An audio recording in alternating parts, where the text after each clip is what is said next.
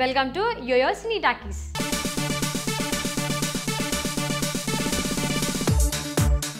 సినిమాల్లో కొందరికి అవకాశాలు ఎలా వస్తాయో చెప్పలేం. పెద్ద పరిచయాలు భజనలు ఉంటే చాలు కొద్ది గొప్ప టాలెంట్తో బతికేయచ్చు. టాలీవుడ్లో ఓ మ్యూజిక్ డైరెక్టర్ తీరు అలాగే ఉంది. ఇప్పుడు ఒకేలా దరువేస్తున్న ఆ మ్యూజిక్ డైరెక్టర్కు అవకాశాలు మాత్రం జారిపోవడం లేదు. అయితే దీని వెనుక ఒక రహస్యం ఉంది.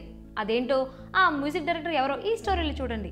తెలుగు సినీ పరిశ్రమలో టాప్ మ్యూజిక్ డైరెక్టర్లు ఎవరంటే దేవిశ్రీ ప్రసాద్, ఎస్ఎస్ తమన్లే.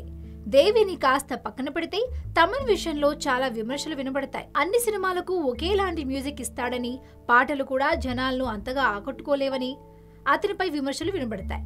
అలాంటప్పుడు ఎక్కువ మంది తమన్ వెంటే ఎందుకు పడతారు? దీని వెనకాల ఓ ఇంట్రెస్టింగ్ ఫ్యాక్టర్ ఉందట. తమన్ను తెలుగు సినిమా ఇండస్ట్రీలో ఓ టాప్ మ్యూజిక్ డైరెక్టర్ గా భావిస్తున్నా అతను తీసుకునేది సినిమాకు 50 లక్షలు మాత్రమేనట. దేవిశ్రీ ప్రసాద్ అయితే ఎప్పుడో 1 కోటి మార్క్ దాటేశాడట. తమన్ అందించే మ్యూజిక్ ఎలా ఉన్నా అతని పేరు వేసుకుంటే తమ సినిమాలకు ఓ టాప్ మ్యూజిక్ డైరెక్టర్ పనిచేస్తున్నాడన్న భావన వస్తుందట నిర్మాతలకు. పైగా తమన్ చాలా స్పీడుగా ట్యూన్స్ చేస్తాడట. అలాగే రీ రికార్డింగ్ కూడా అడిగినట్టు చేస్తాడట. అందుకే మ్యూజిక్ కోసం 1 కోటి రూపాయలు వెచ్చించలేని వారికి తమన్ బెస్ట్ చాయిస్ గా కనబడుతున్నాడట. జయలలిత అనారోగ్యంపై వస్తున్న ఊహాగానాల నేపథ్యంలో తమిళనాట ఆమె రాజకీయ వారసుడిపై జోరుగా చర్చ నడుస్తోంది. అన్నా డీఎంకే వ్యవస్థాపకులు ఎంజి రామచంద్రన్ చనిపోయాక 1989లో జయ పార్టీ పగ్గాలు చేపట్టారు. అప్పటి నుంచి